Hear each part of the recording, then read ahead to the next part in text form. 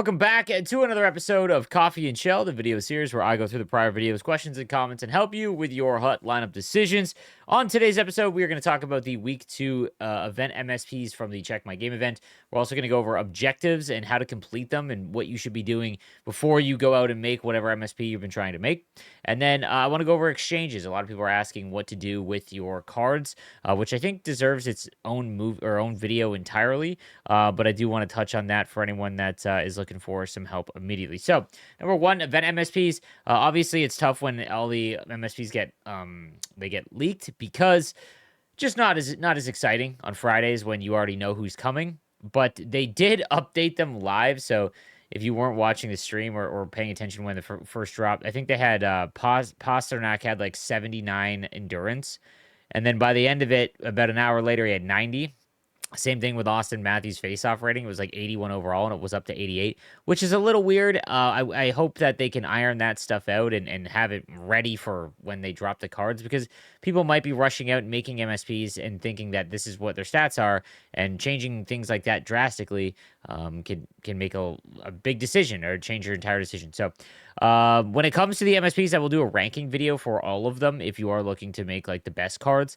Obviously, Pasternak was kind of the most popular one, and I've used him for a few games. He's great. I used him in Wildcard. You should try Wildcard this week. You get to use a lot of the MSPs.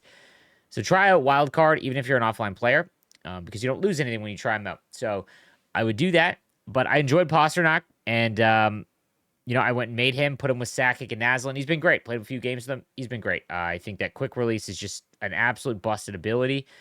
And when you pair them and get the +2 overall, he just feels faster. So that's the play. Matthews is like Matthew. I don't want to say mid, but there are so many good centers already in the game.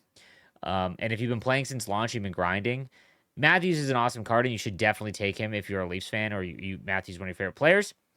But his card does not seem great. I think that his skating is obviously going to be an issue. Always, he's not the fastest skater. But even his face-off rating at 88, it's not like it's elite. It's good, but not elite.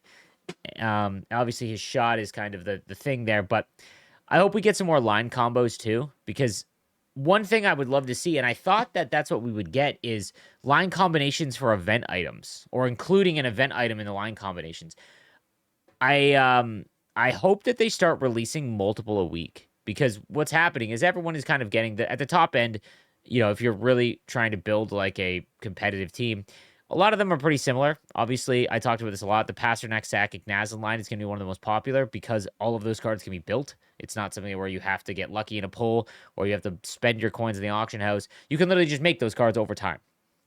So I think you're going to see a lot of that. There's obviously the Blackhawk, Solani, and Roenick line, and so on and so forth. But I really hope we start to see some more event items because it would make some of the MSPs that don't have a good line combo more viable, right? So that would increase, like if there was a Matthews one that could get a +2, that would be huge for him and go a long way. So the other ones, Olmark is actually interesting.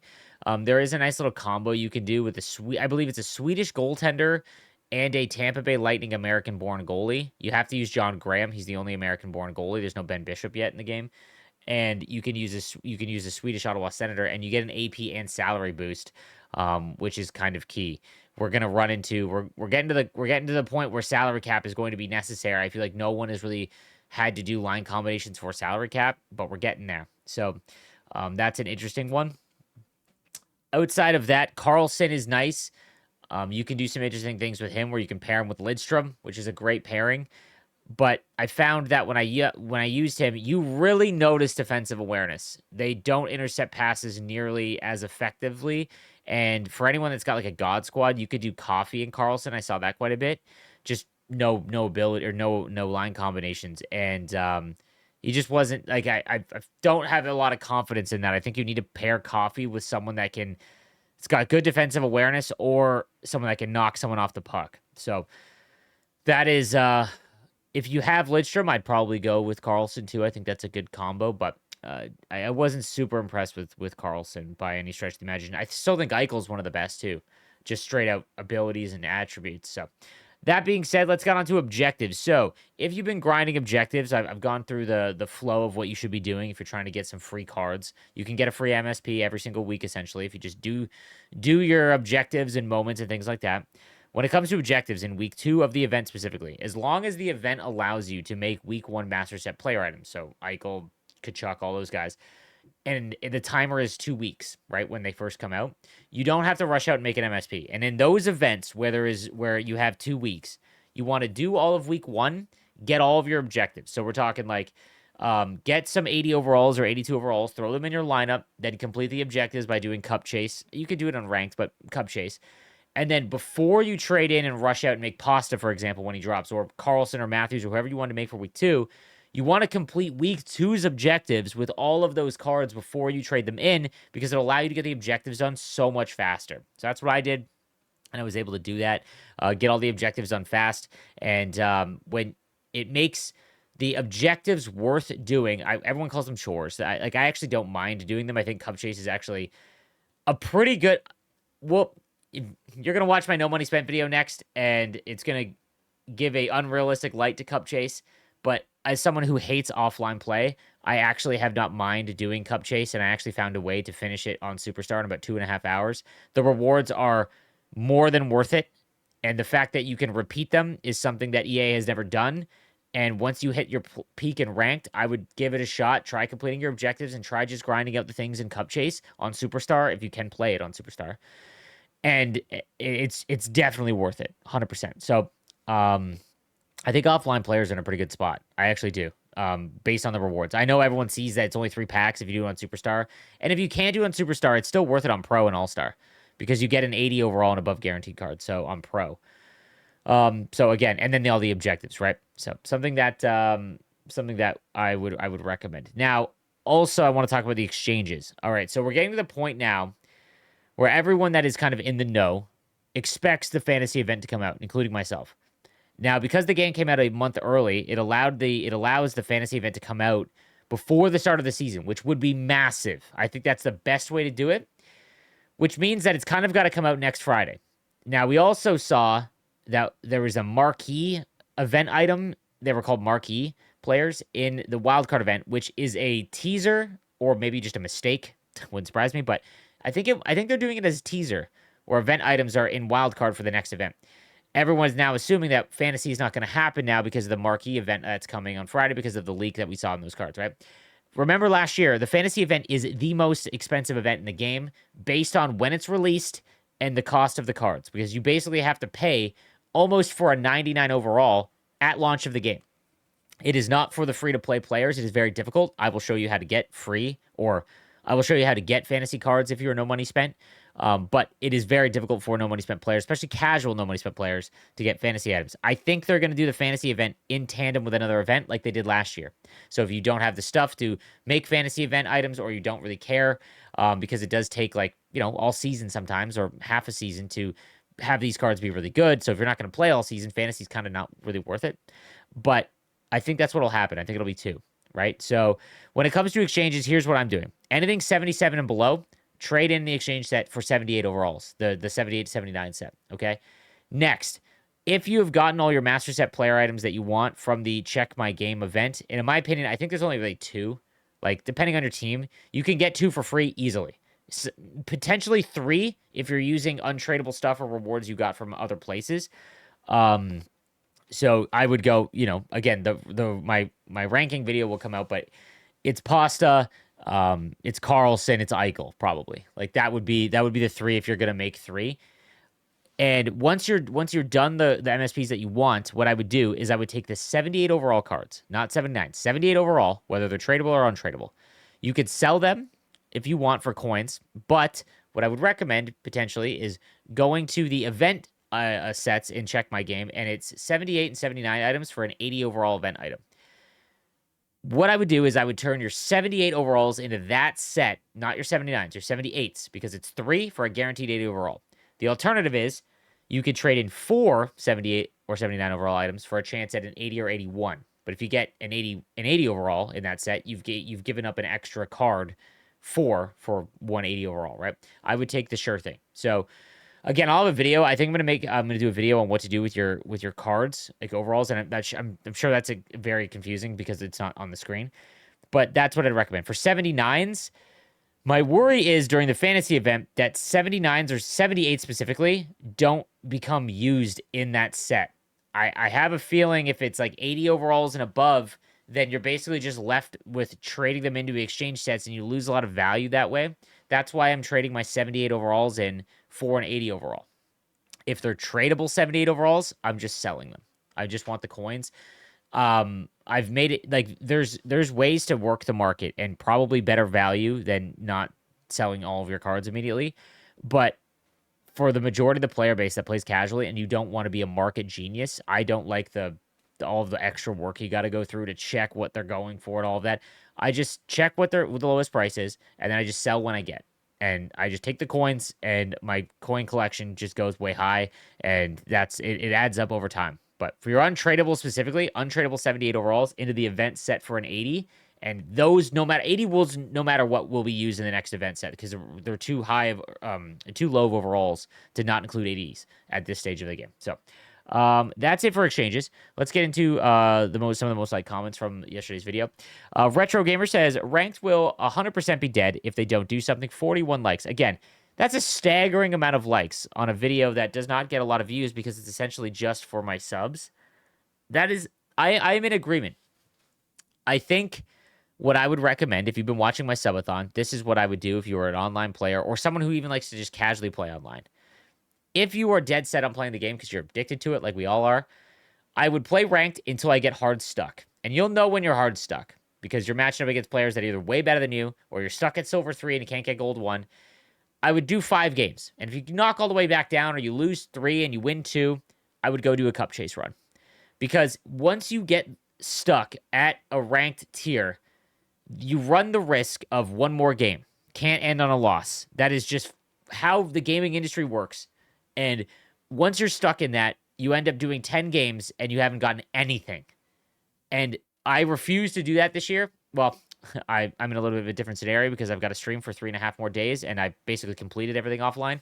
But so I'll probably just be playing ranked. But that's literally what I've been doing. I played like 10 games. I got to like silver 3 and I was like, okay, I know that I'm going to end up probably sticking here for 20 games or maybe 10, 15 games. I'm going to go do a cup chase run.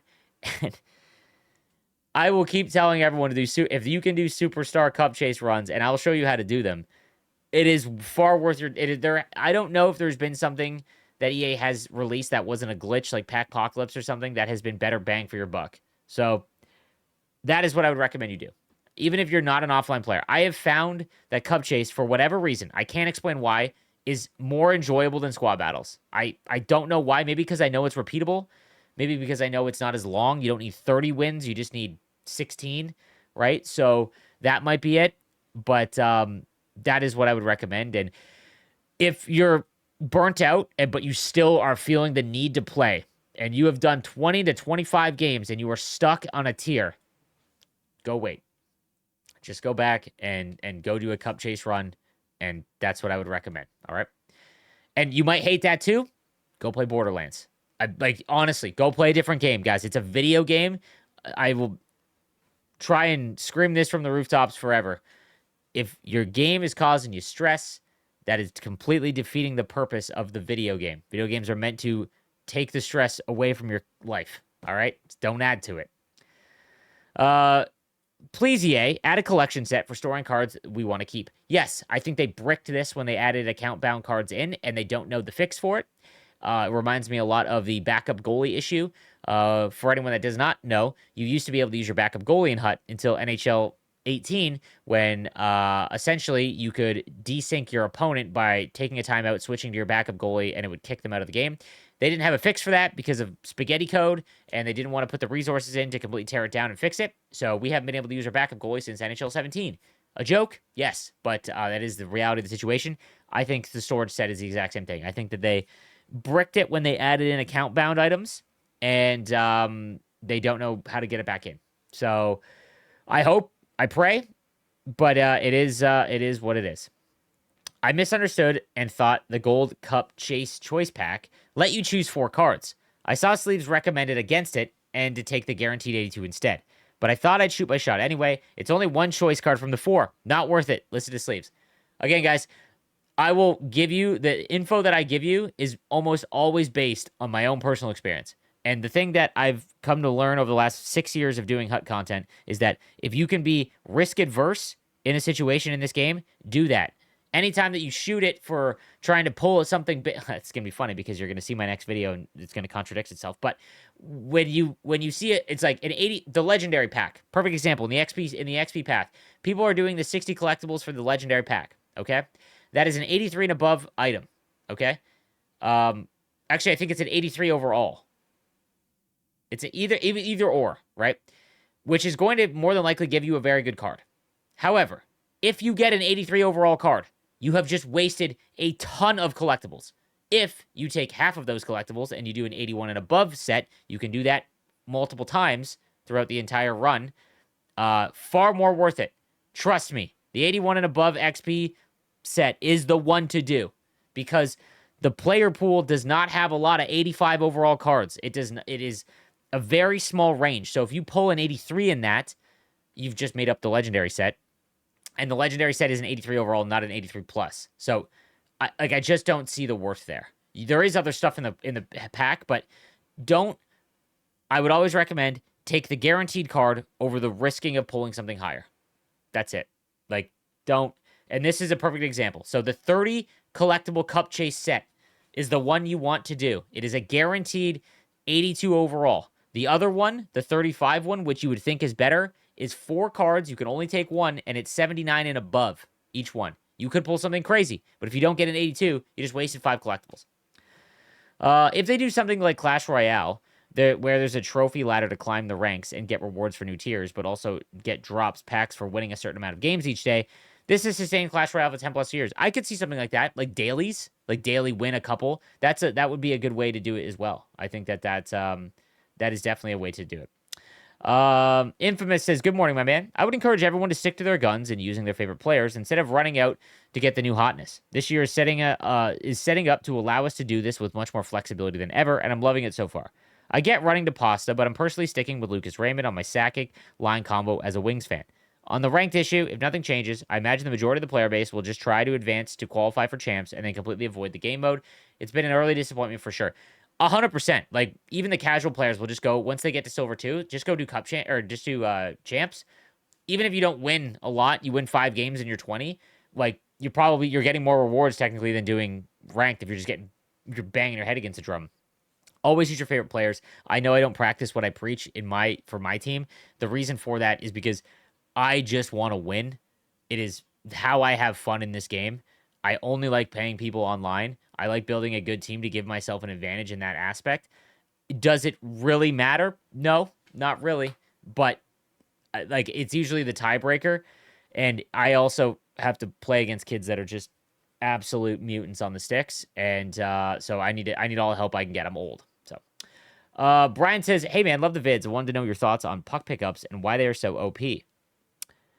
I'd love to pass around, generate some good goals, but I can't. And if I want to compete with the sweats, I have to protect the puck the whole game. Okay, so one of the skill gaps in this game is in the offensive zone, and I will have a strategies video, but it comes out after I play about 100 games of ranked, which will probably be next weekend. The skill gap in the offensive zone is being okay with holding onto the puck with one player and not running around. Less movement, which sounds counterintuitive. But what ends up happening is if you constantly cycle, you're eventually just going to run yourself out of room. Where if you wait for your opponent to make a decision and then make it off of that, that's how you see all the guys that curl around and get in tight. And that's what ends up happening is you start chasing, even small chases. Like, I'm not talking all the way around the zone. The second that you go towards the defenseman, like, the good players will wait and then do it, as opposed to constantly passing and cycling around. One of the big skill gaps is getting rid of the need and the feeling of, I got to move the puck immediately. And I struggle with that too. But when it comes to puck pickups, I feel like intercepts are at an all-time high. Like, if players are in the way, I'm not, as of right now, intercepts are happening, especially with how many players have quick draw or quick pick. But that's really what it is. Like, in the offensive zone, when you start playing good players, they just stop moving, especially this year, because there's stick checking. There's no stick checking and stick lifts. They removed that aspect from the game, which means if you are playing someone good, the most effective defense is to really move as little as possible, or to bring your player to a spot where they run into you, which is awful. I hate it. That part of it. I think offense is really fun in this game. I think defense is the worst it's been since NHL 18. Hey, Slaves, got a lineup question. So I made too many cards because my team was always in flux. Here's my team. He's got Solani, Roenick, and Hossa. That's a great line. I have that line. Pasta, Sakic, Naslin. Also have that line. Eichel, Bennett, and Wilson. And then he's got an 8 AP line, which is probably the Vander Kane, a Shark Canadian, and a Kraken Canadian. I also have 84 Kadri. Would you use Kadri over Wilson and move Bennett to the wing or keep it as is? Bennett has pretty low faceoffs, I believe. It's nothing crazy. I would probably take Bennett out for Wilson. I'd put Kadri in for Bennett. A couple other questions here I want to go over. This was my first thought when I saw the +1/+2 overall thing. At the end of the day, everyone will use those 3 players, which leads to the cards being very expensive and the same lineups over and over again. As you approach the end of the season, they should add some kind of dynamic changing overall boost week by week, while you have the ability to keep 1 or 2 from last week. All they need to do, if they want to keep this format, right, is just add in multiple line combos on Mondays and Thursdays. You can automate it. They automate packs in the store, so I know they can automate this. Because if we have 50 different line combinations, we can make a ton of different combos. As of right now, there is simply not enough combos for the players at the high end of the game. It's an online video game, guys. Saying that teams are the same, this is what people are looking for their best advantage when playing online. That's normal. It's the same reason why when you play Call of Duty, you watch some TikToker that's played 7,000 hours and has like 8 thumbs. What you use their attachments for, right? You supplement your time by just going to someone who is knowledgeable in the game and then doing what they do. Is it lame? Yes, but you don't have to follow that, right? You don't have to do that with your team, okay? But the way that they need to fix this is to add in multiple line combos every week. Monday and Thursday, there is no excuse as to why that they should not be able to put those in the game. It is automated. You don't need someone in there, at least from my understanding. Do that, EA. Please, I beg. It still sucks for guys like me. One, I live in Alberta, Canada, so every game online lags extremely bad. I broke both my hams numerous times years ago, so the hardest difficulty I'm playing is Pro. So I lose out on about half the moments, and I can't pull any good cards because I can barely win games on Pro. I wish they would make more content for people that can't play on higher difficulties. This is like the issue. First of all, I apologize, man. Like it's especially having like not a disability, but like you have a harder time than the average person because of your injuries. That is unfortunate. The issue that you run into when you give away rewards on very low difficulties is, I equate this to when you do franchise mode on rookie and you trade for everyone and you have this amazing team before the team starts and then you sim 5 games and you're bored because you've just dominated and you won. You've essentially won. Giving out the top tier rewards without anything to work towards would be fun for a little while, but the sentiment would be every reward following needs to be better. And you run out of that, right? Like you run. If you played Hut last year, what they did with the free ability events, right? So when the free ability events came out for the first time, it was like, okay, Gallery of Greats came out. This was an unbelievable event by itself. The very next event is the NHL 2000s event, and I bet you couldn't name 2 MSPs from that event. You know what I mean? Like Rasmus Dahlin and Chris Pronger, maybe? Like, but you see what I'm saying? Like, when you have amazing rewards, then we need the rewards to be even better, and then you're chasing it constantly, right? So, while I don't think they should give out the best rewards on a lower difficulty, I think that you can get away with playing on Pro, and if you can't, what I'd recommend is I need to make a cup chase video showing you guys how to dominate the CPU. I think that's it. I think that's what I need to do. It is unfortunate in your situation. Like moments is where you'd want to live, but again, there's some moments that are quite difficult, man. I would recommend offline wildcard too, or even trying to play online wildcard if you can, because again, you're not losing anything. So even if you lose, it's whatever. I think I highlighted one more. The team of the week D-men compare together and make them 84s. Definitely help me out. Thanks for the heads up. Yeah, Baron and Baron goes with coffee, which is huge. But Damon Hunt as well. They go together, I believe, and give a bonus. So those were actually pretty good cards in themselves. So definitely something to look out for team of the week. I thought there was one more. Sleeves, do you have any tips for defending off the rush? That's how the majority of the goals I'm giving up. If you are giving up goals off the rush by controlling your defenseman, you need to not control your defenseman. You need to control your centerman. And while your AI defender is defending the rush right towards the net, and your centerman or your winger, whoever your forward is coming back, you need to go to the spot that your opponent would be going to, trying to get around your AI. A skill gap as well on defense is utilizing your AI not to get the shit back, but to get in the way so that you can then run into them. Right? Does that make sense? Again, when I do my strategies video, you're gonna see all of this. I'll be able to walk you through it all.